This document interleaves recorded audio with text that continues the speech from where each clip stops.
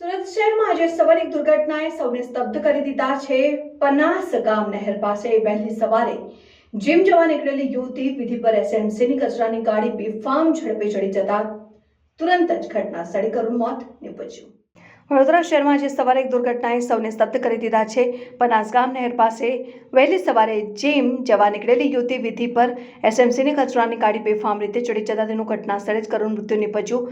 માહિતી મુજબ વિધિ એક જીમ ટ્રેનર તરીકે કામ કરતી હતી અને નિયમિત રીતે સવારે કસરત માટે બહાર પડતી હતી, પરંતુ આજે સવારે ભાગ્યે તેને અનિચ્છનીય અંત સુધી પહોંચાડી દીધું। સ્થળ ઉપર હાજર લોકોએ જણાવ્યું કે કચરાની ગાડી બેદરકારીપૂર્વક દોડાવી રહી હતી અને અચાનક યુવતીને અડફેટે લેતા આ દુર્ઘટના સર્જાઈ। બનાવ બાદ સ્થાનિક લોકોમાં ભારે રોષ ફેલાયો છે અને વારંવાર એસએમસીની ગાડીઓ દ્વારા આવી બેદરકારી દર્શાવવામાં આવે છે, પરંતુ કોઈ સખત કાર્યવાહી થતી નથી અને એ પ્રશ્નો પણ ફરી ઉઠવા લાગ્યા છે અને યુવતીના મોતની ખબર મળતા પરિવારજનો પર દુઃખનો પહાડ તૂટી પડ્યો છે અને પરિવાર શોકમાં ગરકાવ થઈ ગયો છે અને એક તરફ ઘરમાં આઘાતનો માહોલ છે તો બીજી તરફ પરિવારજનો અને સગા સંબંધીઓએ નગરસેવકો અને પ્રશાસન સામે આક્રોશ વ્યક્ત કર્યો છે।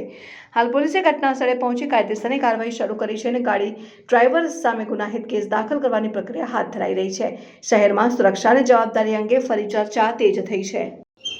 ઘટના એવી રીતની છે કે અમારા જીમની અંદર ટ્રેનર છે વિધિ કદમ કરીને, જે સ્ટ્રિક્ટ પ્લેયર રહી છે અને હાલ તે ખટોદરા વિસ્તારમાં પનાસ વિસ્તારમાં રહે છે। તો સવારે 6:30 વાગે જીમમાં આવતી વખતે એમનો સર્વિસ રોડથી આવતા હતા અને સામેથી એસએમસીનો ટેમ્પો હતો ડોર ટુ ડોર કચરાનો, જેની સાથે સર્વિસ રોડ પર જતા હતા બંને, અને ત્યાં ફિલ્ટર થયું છે। એમના પરિવારમાં એમના મમ્મી પપ્પા છે અને નાનો ભાઈ છે।